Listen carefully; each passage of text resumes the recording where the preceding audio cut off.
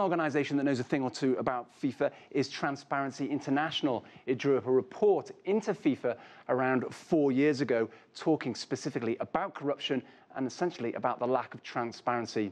Well, one of the co-authors of that report was Sylvia Schenk. She spoke to me a little bit earlier, and I asked her, given her work and her research into FIFA, whether she was surprised by these wave of arrests.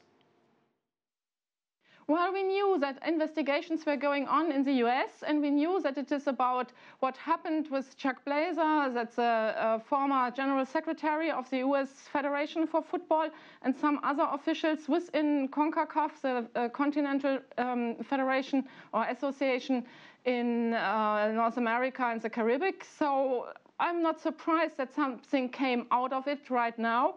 It's a good timing just before the Congress to bring more discussions, and I hope there will be discussions tomorrow and the day after tomorrow within the FIFA Congress. In a nutshell, Sylvia, what's the main problem here with FIFA, in your view? Well, one problem is, of course, Mr. Blatter, because under his leadership, FIFA will not be able to regain reputation, but that's something we are talking about for years now.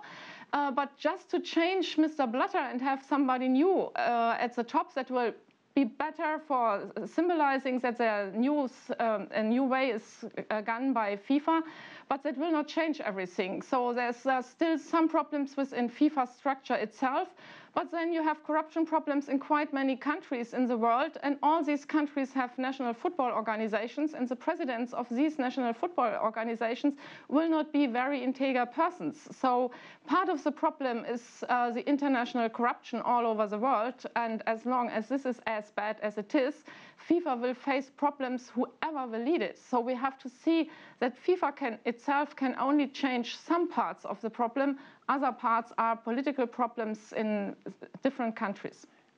Are you saying then that this runs so deeply within FIFA that potentially it's just too big to try and solve?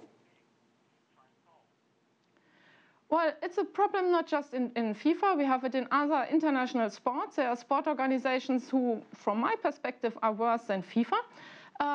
There is not so much money, there is not so much international attention, but the situation in some federations is quite bad. So that's part of the international sports situation, and it cannot be changed just by sport itself, because it roots in the situation in quite many countries where you have a lot of corruption, where you have no rule of law, and this, of course, already impacts the national sport federations, and via this, the international sport federations. Tell me a little bit about the business structure of FIFA. You've said in your report that it's not quite an NGO, it's not quite a huge corporation, it's a little bit of both, but the perhaps fundamental thing is that FIFA isn't accountable to shareholders like a company is, and yet this is an organization that handles billions of dollars. Well, like the IOC and quite many other sport organizations, FIFA is not a company, not at all. They have a lot of revenue, that's right. So maybe one should say it should be a company, but it isn't. It's a club under private Swiss law, so makes a big difference. FIFA is not having staff all over the world. So there are officials elected in national federations. FIFA cannot influence these elections. So with whoever will lead FIFA will face these structural problems. And that cannot be changed, because that can only be changed by a decision from the Congress. And in the Congress, you have 209 voting countries. And they will not say, oh, we don't want to have any vote in the future.